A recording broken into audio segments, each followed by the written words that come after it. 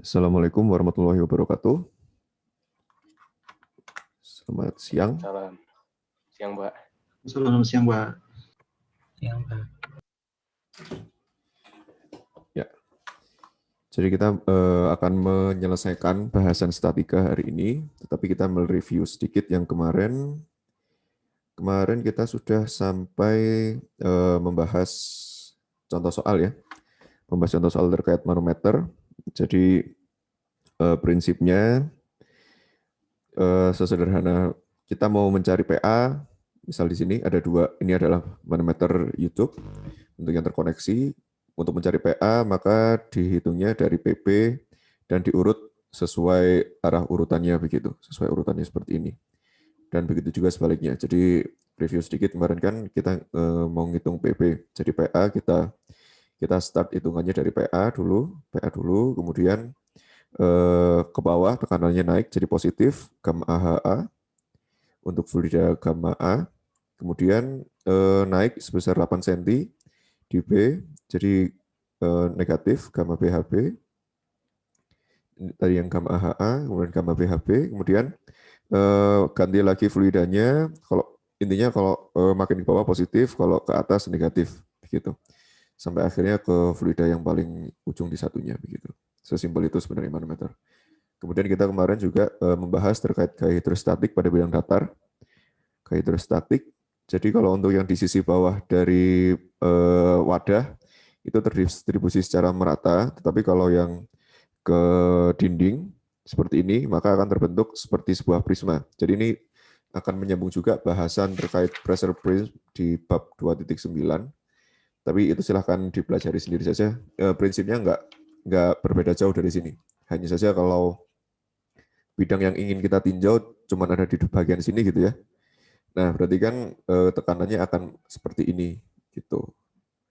Seperti yang dicontoh soal kemarin. Jadi pressure prism lebih ke arah ke sana.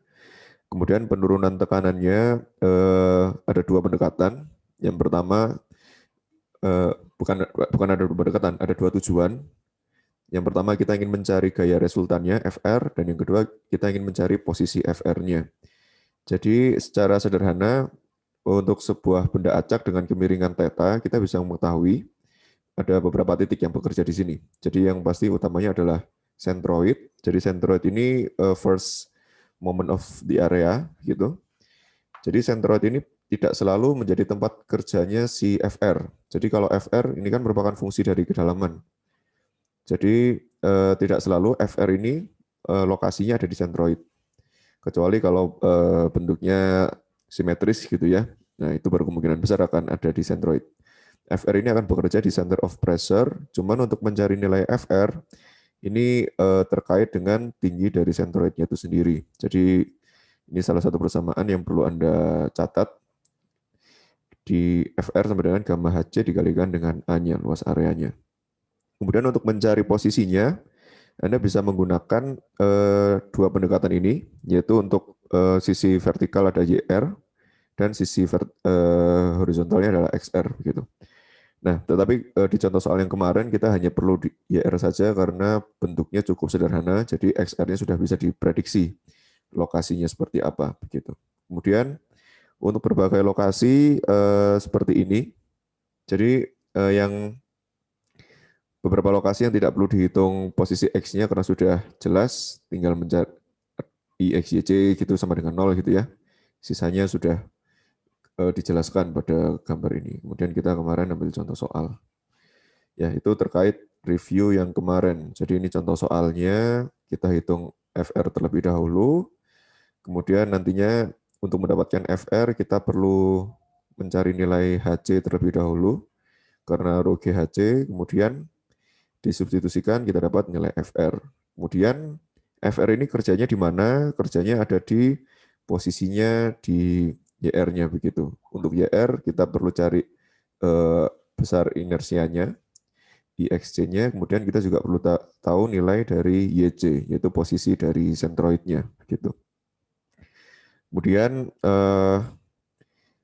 biasanya rumus nggak jauh-jauh dari kita memerlukan informasi gaya penyeimbang dari sebuah dam atau dari sebuah wadah gitulah. Jadi selain dari sigma fx sama dengan 0, tapi nggak cukup, kita perlu ke sigma momen sama dengan 0. Jadi kalau kasusnya engsel seperti ini, kalau kita pakai sigma fx saja, maka besaran gayanya sama tapi bisa ke planting, tetap ke planting. Jadi kita perlu menghitung dengan pendekatan sigma momen begitu.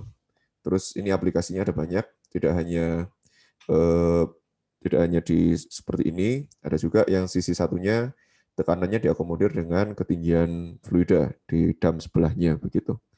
Nah, itu terkait statika fluida untuk di bidang datar.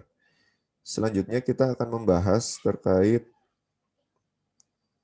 di bidang yang berbentuk miring, jadi berbentuk lengkung. Kemarin sebenarnya sudah dibahas secara sekilas. Jadi ini 20 gaya hidrostatik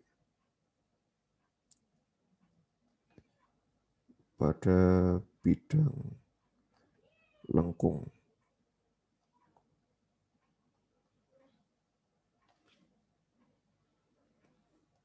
Ya, jadi yang membedakan adalah aplikasinya. Jadi aplikasinya itu bukan di bidang datar saja, tetapi di bidang lengkung. Jadi yang ingin kita lihat adalah bidang yang melengkung seperti ini, gitu. Nah, ini permukaan dari fluidanya. Nah, yang ingin kita lihat adalah di sini. Sorry. Yang ingin kita lihat adalah bidang ini. Nah, bagaimana caranya? Susah. Ya, jadi kan kita ingin melihat yang ini ya. Intinya kan kalau yang kemarin kita bisa tahu distribusinya sesimpel seperti ini gitu. Nah, tetapi kalau bentuknya miring kan agak susah ya. Jadi pendekatan yang digunakan adalah dengan pendekatan arah-arahnya. Jadi sumbu-sumbunya, kalau di sini kita asumsikan ini adalah sumbu X, ini sumbu Y gitu. Nah, jadi kita pecahkan arah-arah gaya yang bekerja, pastinya ada unsur dari sumbu Y-nya, atau kalau dari buku ini adalah F1, kemudian sumbu X-nya di sini adalah F2, kemudian di center of gravity-nya di sini akan ada gravitasi yang besarnya adalah W, kemudian di sisi-sisi lainnya ini yang akan menjadi penyeimbangnya begitu. Jadi agar analisisnya menjadi lebih sederhana, maka kita bisa dekati dengan gaya yang bekerja di sisi satunya. Jadi ini akan sama dengan F horizontal dan nantinya juga akan sama dengan F vertikal gitu. Ini pendekatan yang sederhana dari untuk bidang lengkung, di mana FH nantinya akan sama dengan F2. Jadi yang ingin kita carikan F2. Jadi sama dengan FH, kemudian F vertikal ini sama dengan F1 ditambahkan dengan gaya gravitasinya. Jadi saat kita ingin mencari resultan dari F1 dan F2, yaitu FR, maka FR ini bisa dijabarkan sebagai akar dari FH kuadrat ditambah FV kuadrat.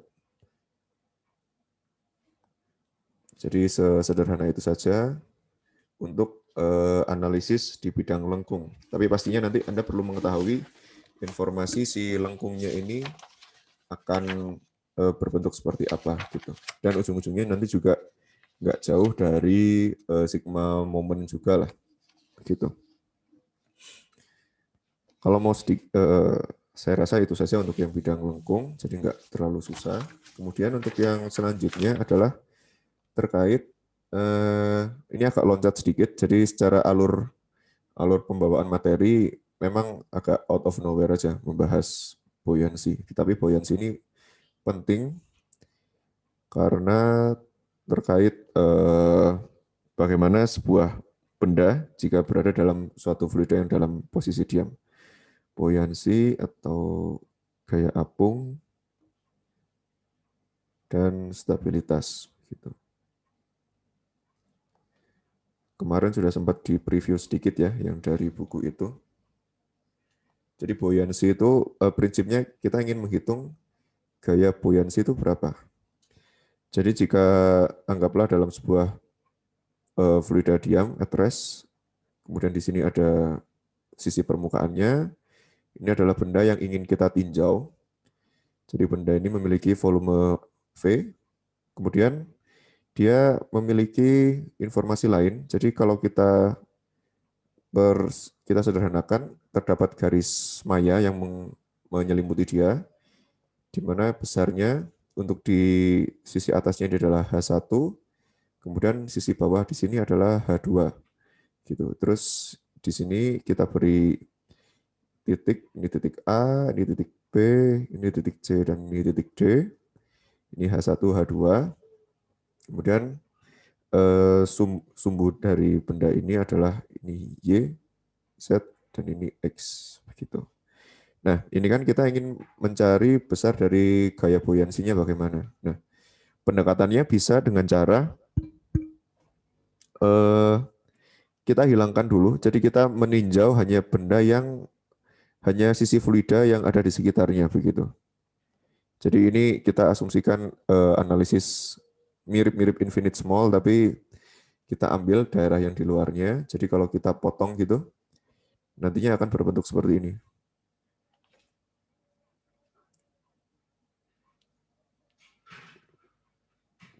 Jadi yang ingin kita hitung yang bagian birunya saja, di mana bagian biru ini akan terdapat beberapa tekanan yang bekerja pada dia, yaitu gaya-gaya yang ada di sekitarnya. Kemudian besar dari gravitasi, besar dari beratnya, dari berat dari fluida itu. Ini karena kita nggak tahu posisinya ada di mana, bisa kita asumsikan di sembarang titik aja lah. Kemudian ini besarnya adalah W. Kemudian untuk buoyancy, sementara kita arahnya FB ke bawah, walaupun kita sudah secara nalar langsung bisa menebak bahwa FB itu pasti arahnya ke atas, karena dia akan mengapung gitu. Jadi kalau kita bikin sigma FY sama dengan 0, maka di sini saya beri nama F3, F2, F4, dan F1. Maka F3 akan sama dengan F4. Jadi nggak ada masalah. Yang menjadi isu adalah sigma Fz sama dengan 0. Jadi yang ingin kita cari adalah F buoyancy, di mana F buoyancy ini langsung kita pindah ke ruas kiri, maka sama dengan F2 dikurangi F1 dikurangi dengan W gitu. Di mana ketika kita melihat bentuk ini, kita melihat bentuk ini kan mirip dengan distribusi tekanan sepanjang sumbu Y gitu. Jadi di mana F2 min F1 ini sama dengan gamma H2 dikurangi H1 dikalikan dengan A, di mana A ini adalah luas areanya lah, luas area dari bidang masuk sumbu X gitu. Sorry, ini sumbu X-nya akan saya tuliskan seperti ini saja. Masuk gitu ya.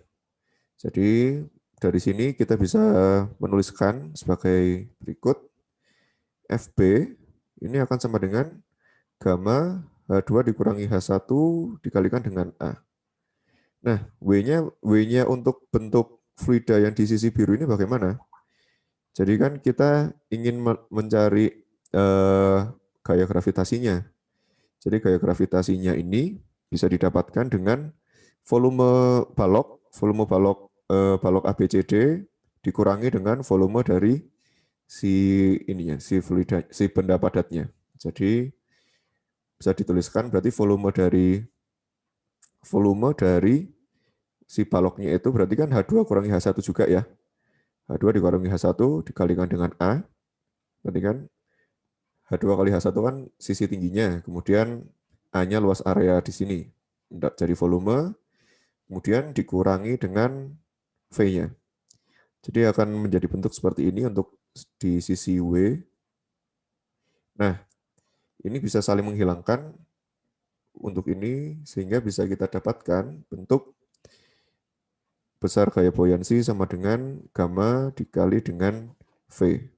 Jadi kita ingin menghitung fluidanya, tapi ujung-ujungnya akan kembali ke bentuk si benda itu sendiri. Nah, ini adalah persamaan 2.22 kalau di buku. Ini adalah terkenal sebagai hukum Archimedes atau prinsip Archimedes Principle gitu ya.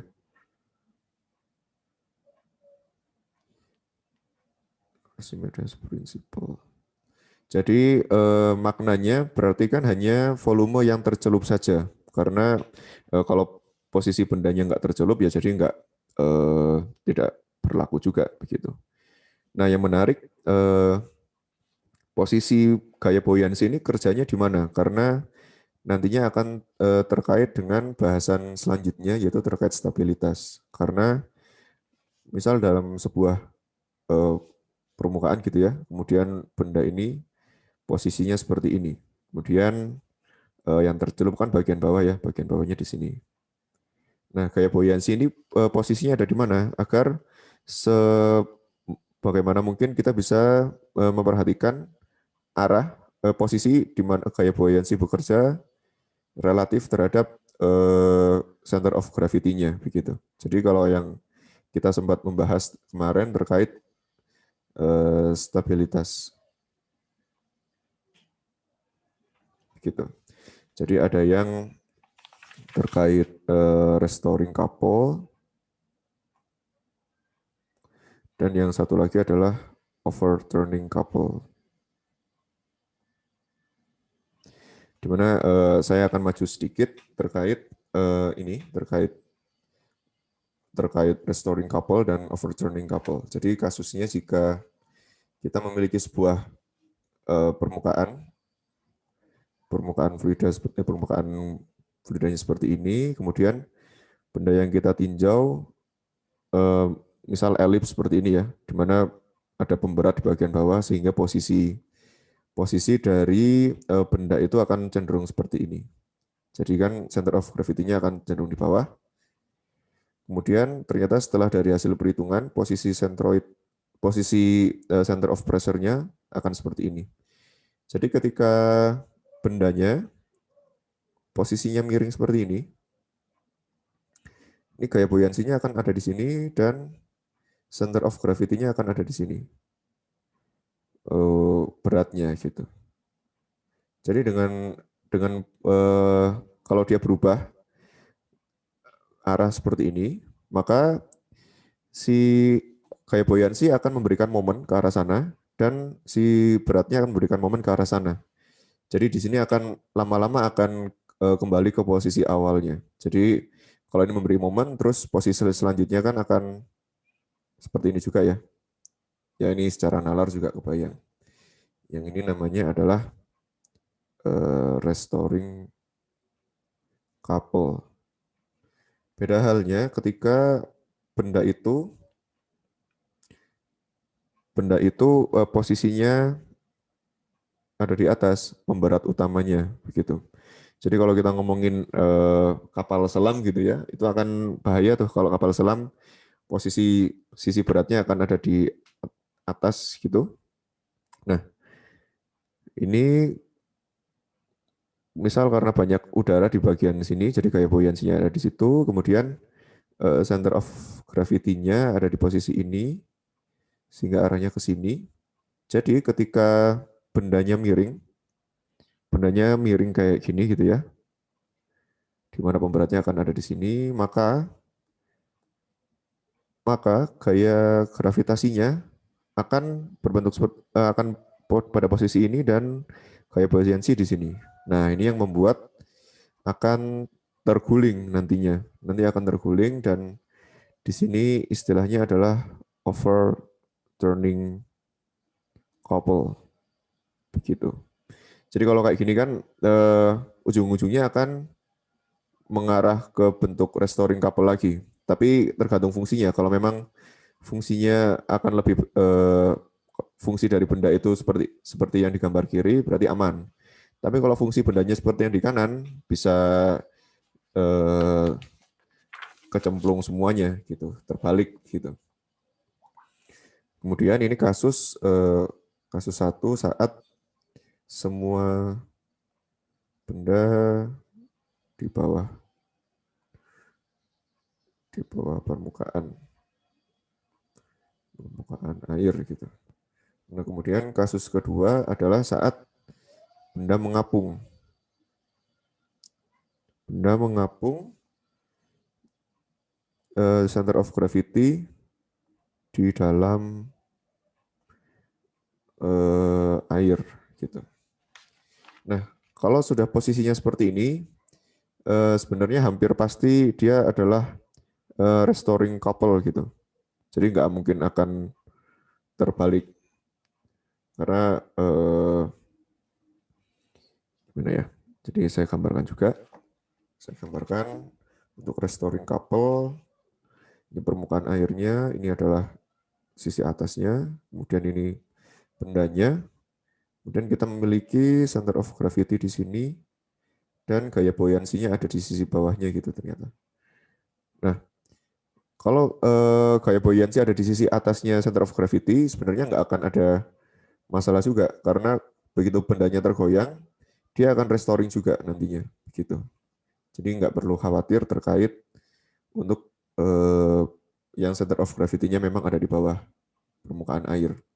Nah, yang menjadi isu adalah yang ketiga, kalau benda mengapung, tapi center of gravity di atas permukaan air. Nah, jadi ini contohnya dalam sebuah permukaan air gitu ya. Terus di sini ada kapal. Nah, kalau kapalnya seperti ini, terus center of gravity-nya ada di atas. Seperti kasusnya misal banyak kontainer-kontainer gitu ya di kapal tanker gitu. Nah, posisi center of gravity-nya ada di sini. Terus kayak buoyansinya kan pasti bekerja di air ya. Nah, ya sudah.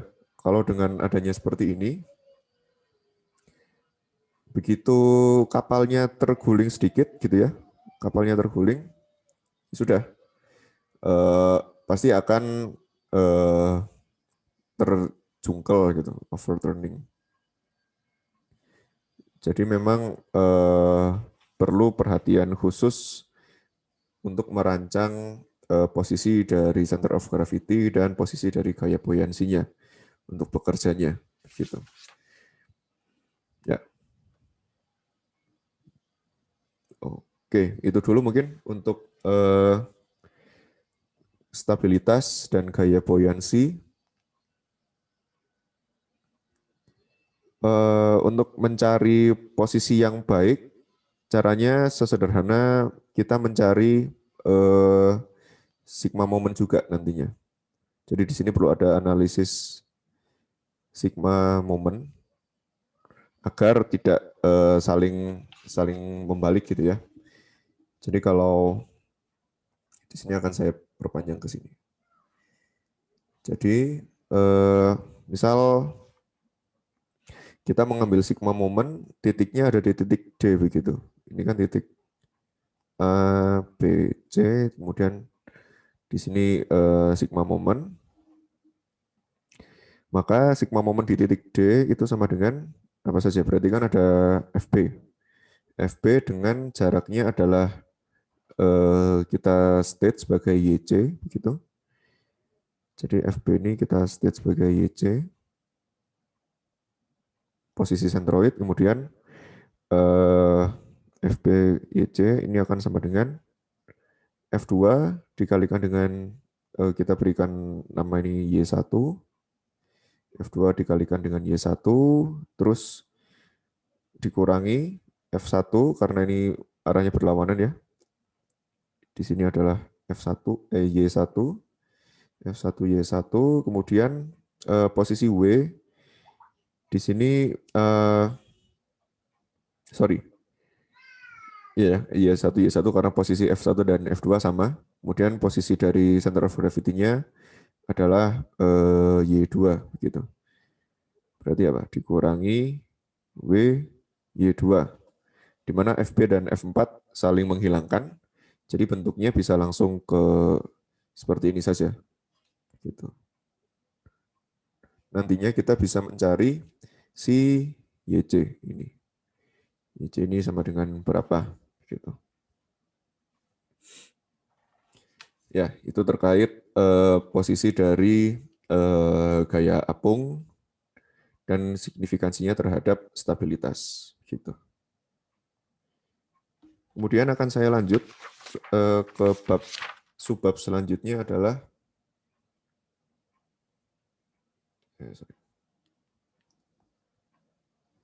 apakah ada pertanyaan dulu sebelum masuk ke subbab selanjutnya?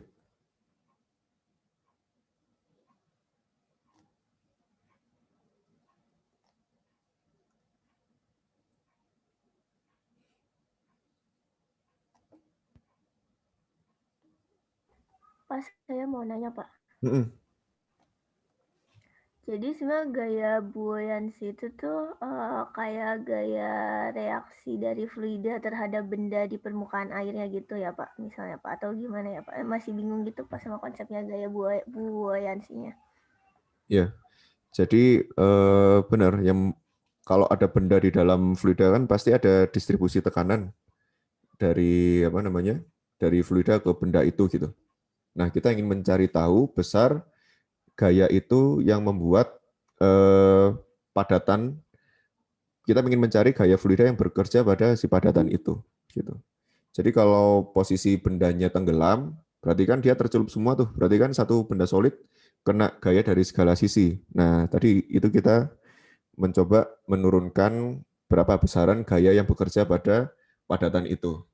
Nah, ternyata setelah kita turunkan, ternyata besar gaya yang bekerja pada benda itu sama dengan rho G dari air yang memang dia tercelup. Kalau dia air, kalau dia kecemplung di raksa ya rho G-nya raksa.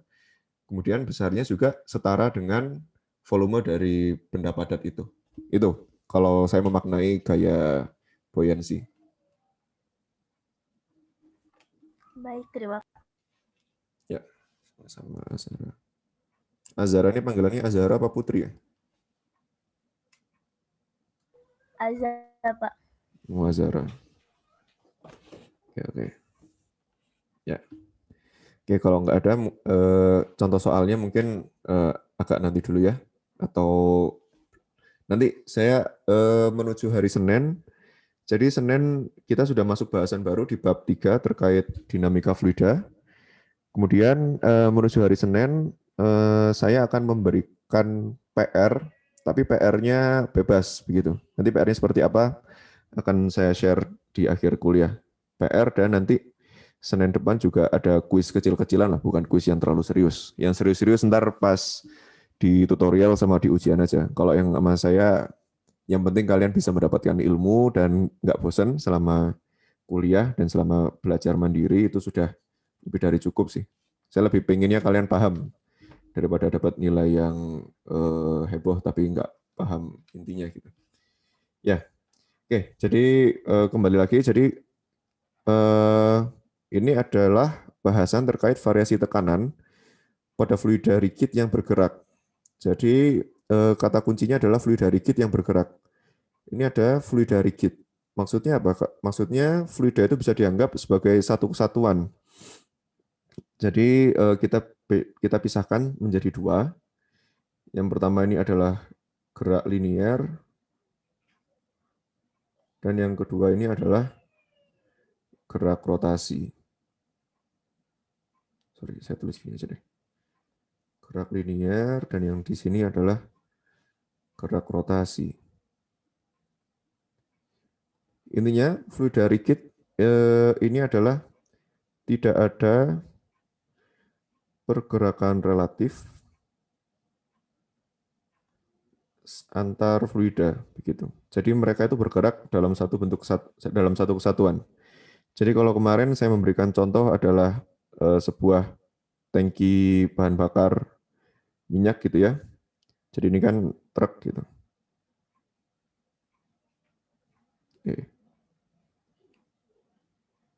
Atau tangki susu, karena rumah saya di Lembang banyak susu gitu.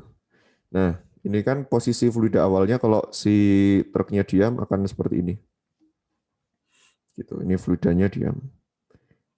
Jadi yang bekerja di sini hanya gaya gravitasi. Jadi yang sudah Anda ketahui, distribusi tekanannya akan seperti ini untuk ke semua sisi tangkinya. Tetapi ketika si truk ini sudah mulai bergerak dengan kecepatan A begitu, Nah, maka si permukaan dari susunya ini akan berbentuk miring. Ini akan saya pakai garis warna biru juga. Gitu. Nah, ekstrimnya kayak gini lah. Tapi kita, maaf, yang pas Senin kemarin saya bilangnya ketika bergerak terus tiba-tiba berhenti kan. Jadi ketika tiba-tiba berhenti kan pasti akan ada aliran fluida seperti ini. Kita belum sampai bahasan itu. Kita cuman bahasannya sampai di bergerak terus jadi ada kemiringan begitu. Nah, jadi dengan adanya kemiringan, maka kita tujuan utamanya sebenarnya ada beberapa hal. Yang pertama adalah mencari miringnya ini berapa besar. Terus yang kedua adalah distribusi tekanannya menjadi bagaimana begitu. Nah, kalau fluidanya fluida rigid, maka garis-garis tekanan konstannya, kalau yang di sebelumnya kan seperti ini ya, garis tekanan konstan. Jadi asal dia punya ketinggian yang sama, maka dia tekanan di garis horizontal itu akan sama. Ini garis tekanan konstan. Kemudian kalau di kemiringan seperti ini, maka garis tekanan konstannya ya akan seperti ini juga.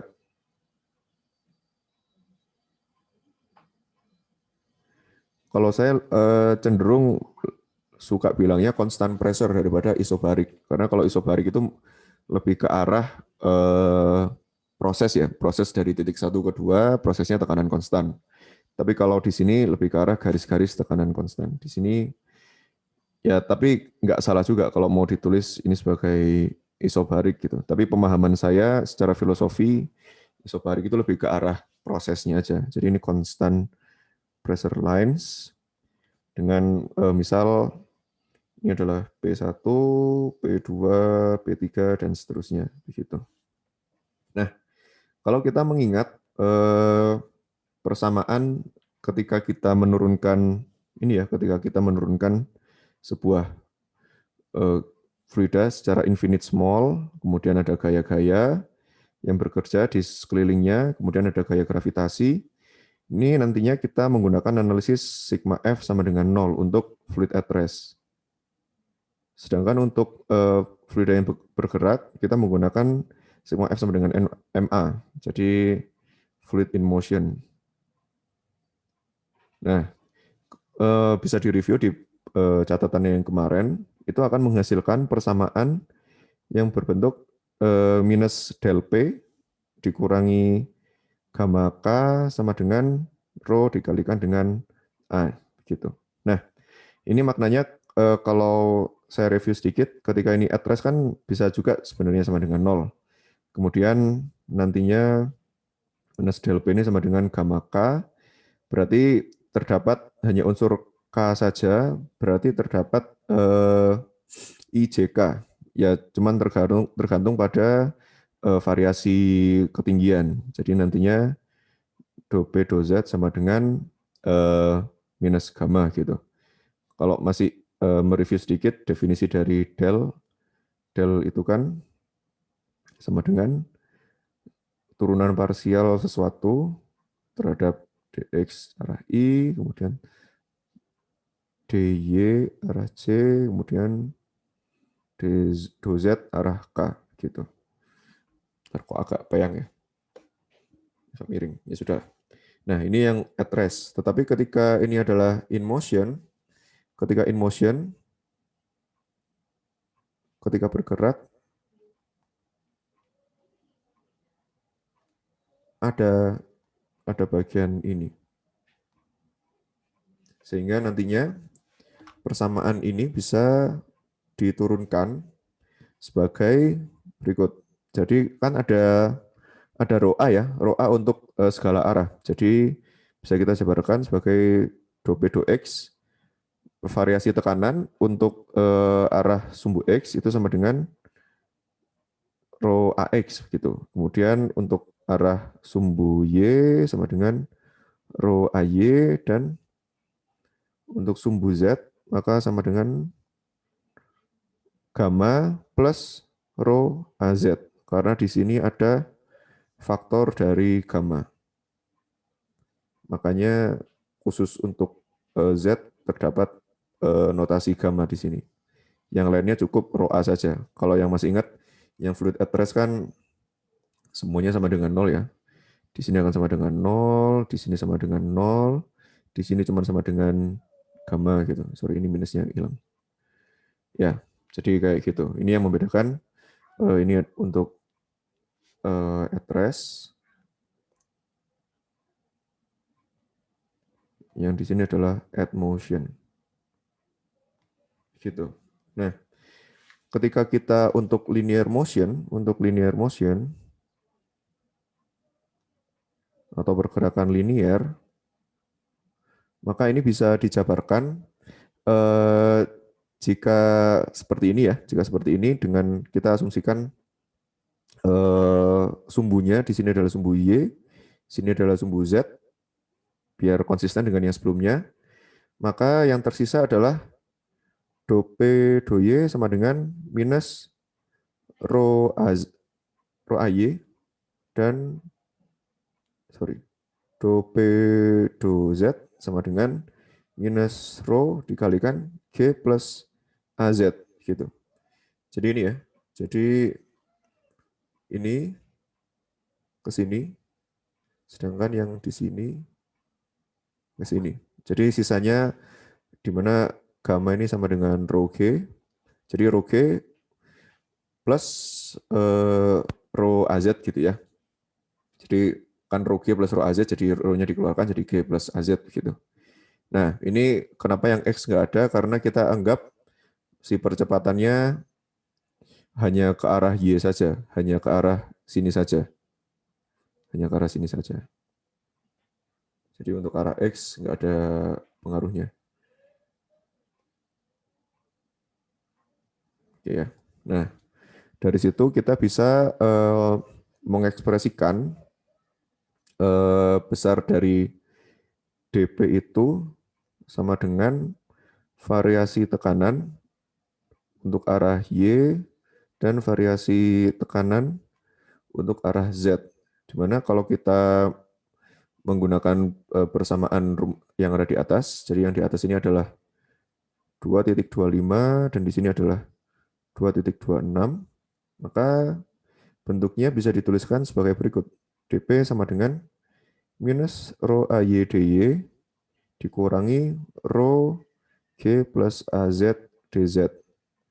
Ini adalah persamaan 2.27. Ini yang persamaan yang cukup penting untuk mendapatkan beda tekanan untuk beda posisinya begitu. Jadi kalau di pada garis konstan untuk dP sama dengan 0 itu konstan pressure line, maka bisa dikumpulkan sebagai berikut. dZ per dy sama dengan minus AY per G plus AZ. Ini adalah persamaan 2.28 begitu.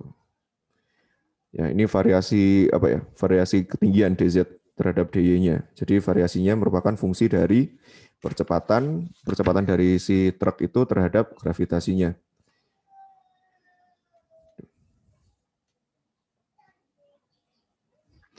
Gitu. Ya, terus yang kedua adalah kita ingin mencari besaran dari kemiringannya. Jadi sudutnya ini bagaimana nih? Ini kan kita ingin mencari datanya ya, kita ingin mencari datanya. Maka ini nggak ada di mana, nggak ada di Unson, tapi akan saya tambahkan. Ini kita anggap seperti ini saja. Aduh, sorry. Mencari data. Ya. Lalu permukaannya kan miring ya, karena terdapat percepatan gitu. Di sini besarnya theta. Kemudian terdapat beberapa gaya-gaya yang bekerja. Terdapat gaya berat karena adanya gravitasi. Kemudian percepatan ini anggaplah percepatannya itu terhadap sumbu sumbu Z dan Y-nya. Percepatannya terhadap sumbu Z dan Y-nya. Kemudian arah resultannya, jadi arah resultannya itu misal ke sini gitu, A-nya. Maka ini bisa kita jabarkan menjadi dua unsur, yaitu unsur Z dan unsur dari Y-nya gitu. Di mana arah A negatif akan ada di sini. A negatifnya ke sana, kemudian tekanan di sini akan berubah variasinya menjadi seperti ini. Garis-garis tekanan konstannya. P1, P2, P3 gitu-gitu. Nah, ini juga bisa kita sebentar, ini informasinya seperti ini. Ya. Jadi gradien tekanan itu merupakan fungsi dari gravitasi dan fungsi dari percepatan seperti yang sudah di mana? Karena gini, saya kembali lagi ke sini sebelum ke sana. Jadi arah itu kan akan ke sini ya, arah percepatan negatif. Nah, percepatan negatif ke sini berarti resultan dari gravitasi dengan percepatan ini arahnya akan ke arah mana? Arahnya akan ke sini. Gitu. Di sini ini adalah percepatan gravitasi dikurangi percepatan bendanya, rigid body-nya begitu. Makanya ini bisa ke arah sini. Variasi tekanan di sisi kemiringan itu akan sama dengan gravitasi dikurangi A. Di mana ketika at rest, del P hanya fungsi dari G saja. Gitu. Jadi gunakan trigonometri untuk mencari theta. Jadi sederhana saja, tetanya kan ada di sini. Kemudian theta ini besarnya akan sama dengan yang di sini. Sehingga kalau kita bikin tangan theta, tangan depan per samping. Jadi tangan theta merupakan sisi AX per G plus AZ-nya. Sehingga untuk mencari theta akan sama dengan inverse tangan AX, percepatan pada arah AX ditambahkan percepatan pada arah AZ-nya. Jadi kalau percepatannya nggak ada sisi, kok AX, sorry. Y maksudnya, catatan saya AX. Jadi kalau nggak ada percepatan di arah Z, resultannya maka cukup inverse tangen A per G, gitu aja. Itu terkait mencari tetanya. Nah, untuk bahasan yang terakhir adalah untuk kasus keduanya. Sorry, ini saya tuliskan. Yang pertama adalah linear motion. Tapi yang kedua ini saya rasa nggak cukup waktu untuk menjelaskan sedetail barusan. Ini terkait rigid body rotation. Jadi untuk rigid body rotation ini akan agak menantang karena persamaan del P-nya itu dalam koordinat silinder, bukan dalam koordinat kartesian begitu. Jadi kalau kita memiliki sebuah gelas gitu ya, terus ini adalah garis sumbunya, menggambarkan dia ini silinder. Kemudian ini adalah fluida at rest-nya seperti ini. Kemudian ketika kita berikan putaran sebesar gamma, maka seperti kita saat masih kecil lah main di bak mandi yang ember gitu, kita putar-putar, airnya kan akan terbentuk pusaran gitu ya. Nah, akan terbentuk pusaran. Jadi pusarannya nanti bisa kita dapatkan besar lengkungannya seperti apa. Dan mirip pada sebelumnya, garis-garis tekanan konstannya akan ada di sepanjang sini. Jadi garis-garis tekanan konstan ini adalah P1, P2, P3. Dan kalau dijabarkan ke sisi vertikal dinding gelasnya, maka akan berbentuk seperti ini. Gitu. Nah, Jadi bahasan untuk cylindrical coordinates ini akan ada di mana? Akan ada di bab 6 sebenarnya. Tapi ini secara garis besar kita ambil satu buah fluida infinite small begitu dengan jaraknya adalah R. Jaraknya adalah R, maka percepatan yang ada di sini AR akan sama dengan R omega kuadrat gitu. Dan di sini akan saya tuliskan ini sumbu Z, ini sumbu X, ini sumbu Y. Kemudian karena kita pakai koordinat silinder, kita berbicara terkait theta dan berbicara terkait R, jari-jarinya. Jadi arah vektornya nanti ke vektor theta. Jadi notasinya ini adalah E theta, kemudian di sini notasinya adalah E radius, kemudian di sini notasinya adalah EZ begitu. Nantinya persamaan ini akan persamaan distribusi tekanan yang mirip pada infinite small akan berbentuk seperti ini. dpdr untuk sisi radius, kemudian untuk sisi tetanya akan seperti ini. Dan untuk sisi sumbu vertikalnya akan seperti ini. Nah, ya ini waktunya udah nggak cukup ya. Nanti akan saya tuliskan yang ada di buku ini ke sini.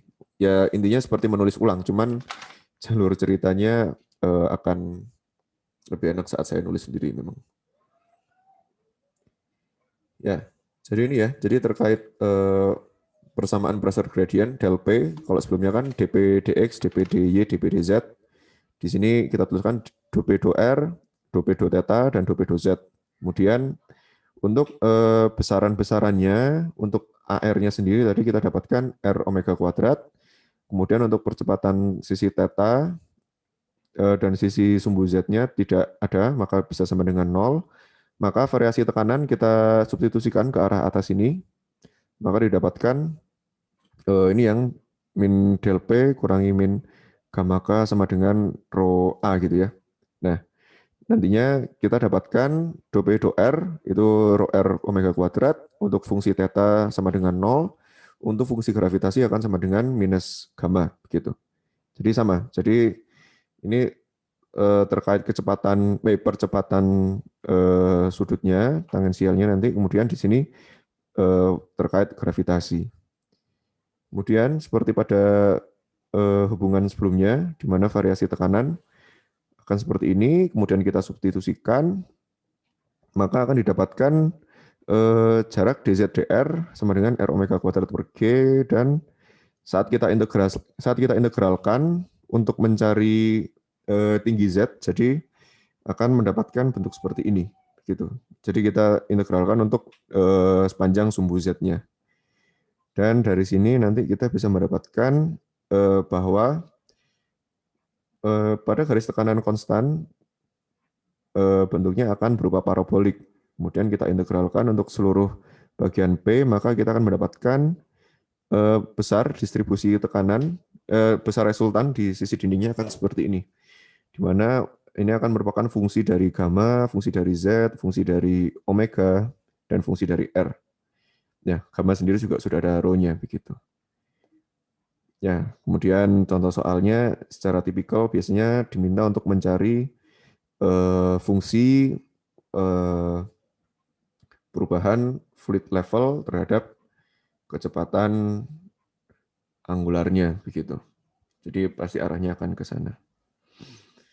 Oke, jadi nanti akan saya tuliskan ulang di sini walaupun nggak akan beda jauh dengan yang ada di mana, nggak akan beda jauh dengan yang ada di buku begitu. Tapi alurnya begitu. Jadi alurnya kalau rigid body intinya persamaan yang fluid at rest itu jadi ada rho A-nya ya. Jadi second law motion, second law Newton, jadi fluid in motion. Kemudian rho A-nya ini kita jabarkan untuk vektor X, vektor Y, vektor Z. Vektor IJK untuk sumbu X, Y, Z. Terus ini kan contohnya hanya satu arah saja ke sumbu Y, maka do P do X-nya akan sama dengan 0, do P do Y-nya akan sama dengan rho AY. Kemudian dou P dou Z-nya akan sama dengan gravitasi plus AZ begitu. Nanti akan bisa menghitung variasi tekanan dan menghitung tetanya. Intinya gitu. Intinya dengan tahu percepatan maka kita bisa tahu informasi-informasi lain. Nah, jadi dengan demikian bab statika fluida telah selesai.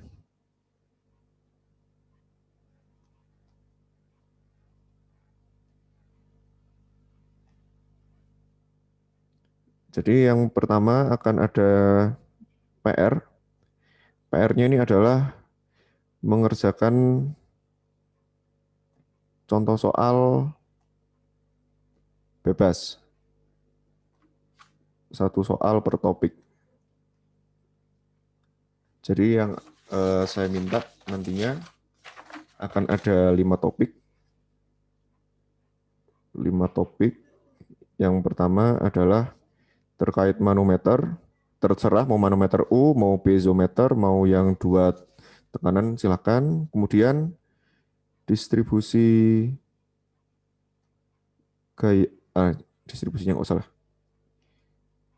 Gaya hidrostatik pada bidang datar. Yang ketiga pada bidang lengkung. Yang keempat pada topiknya adalah buoyancy. Dan yang kelima adalah rigid body motion. Jadi silahkan mau pilih motionnya linear atau rotasi, silahkan. Ini pilih bebas, jadi terserah Anda mau mengerjakan soal yang mudah, mau soal yang sedang, mau yang susah, itu tergantung Anda pengennya sejauh apa pemahamannya begitu. Dan saya nggak melarang Anda silahkan kalau memang buka Solman ya silahkan. Tapi saran saya saat mengerjakan pun buka Solman harus tahu alur pengerjaannya seperti apa. At least pernah hands on begitu. Dan kalau bisa mengerjakan tanpa Solman akan sangat baik. Itu yang pertama. Terus yang kedua, soal ini kan seperti biasa Anda tuliskan, terus Anda foto, scan. Ini diupload bersama catatan bab 1 dan 2. Ini terserah, format bebas. Jadi kalau Anda selama ini mencatat di tab seperti saya sekarang, ya silakan tulis seperti ini. Tapi kalau memang mengerjakan di lembar kertas, tinggal difoto, di-scan aja. Dan di sini saya nggak mengharuskan formatnya seperti apa, tapi saya mensyaratkan ada 2 hal, yaitu penurunan tekanan pada satu titik, dan yang kedua adalah penurunan distribusi tekanan pada fluida. Intinya untuk catatan seminimal mungkin ada 2 ini. Tapi kalau yang lainnya ada yang nggak ada, ada yang ada, terus ada yang nggak lengkap gitu ya silakan aja. Kemudian kalau ada yang bahasan di luar yang pernah saya ajarkan juga silakan. Kemudian yang kedua, ini terkait hari Senin besok. Senin itu 8. Senin 8 Feb 21 kuis bab 1 dan 2 menggunakan platformnya adalah Quizizz. Jadi kuisnya kuis bercandaan aja. Paling maksimal 15 menit lah. Jadi install Quizizz sebelum hari Senin jam 1 siang. Begitu. Itu untuk tugasnya. Nanti semuanya ini akan diupload via MS Forms yang akan saya share linknya di MS Teams. Kira-kira begitu. Ada pertanyaan dulu untuk teknisnya? Izin bertanya, Pak. Silakan. Ini Quizizz berarti kita ABC apa ESA gitu ya, Pak? Kalau Quizizz ABC. Seru-seruan aja lah. Nggak usah serius-serius lah. Ntar seriusnya kalau udah tutorial, kalau udah mau ngerjain ujian gitu. Izin bertanya, Pak. Silakan. Kalau deadline PR-nya Senin juga ya? Oh ya, sorry, deadline ya. Deadline 5 Feb 21 ya jam 2, ya sebelum lah. Berapa berarti? 12.59 WIB. Gitu. Pak, Berarti besok, Pak. Ya, besok Februari itu malam, besok. Pak. kenapa Jike? Itu deadline-nya besok malam, Pak. Besok buat 5 Februari. Oh, sorry. Salah. 8 Februari. Maksudnya ya Senin. Tegang dikit. Lain Ya udah. Senin. Ya, sorry, saya ngelihatnya tanggalan hari ini. Benar. Permisi, Pak. Yuk. 12.59 itu agak rancu kayaknya, Pak. Ya, pokoknya sebelum kuliah lah ya. Ntar, otak saya lagi kecampur-campur nih. Oh, maksudnya emang siangnya ya, Pak? Bukan malam. Siangnya. Oh, oke, baik, Pak. Terima kasih, Pak. Ya, pokoknya diupload sebelum kuliah lah. Linknya akan saya share nanti habis ini. Pak. Terus nanti juga ada kuesioner untuk feedback selama 3 minggu ini keberjalanannya gimana, gitu. Biar ada continuous improvement kita dalam 1 semester. Pak, Gimana, Nathan? saya nyatet, Pak. Cuman catatan saya kayak Bapak berantakan gitu, Pak. Itu Ya nggak apa-apa. Yang penting ada penurunan tekanan 1 titik dan distribusi tekanan pada fluida udah cukup sih. Sekacau apa catatan kalian silahkan, nggak apa-apa. Nggak akan saya nilai kerapiannya kok. Oke, Pak. Terima kasih, Pak.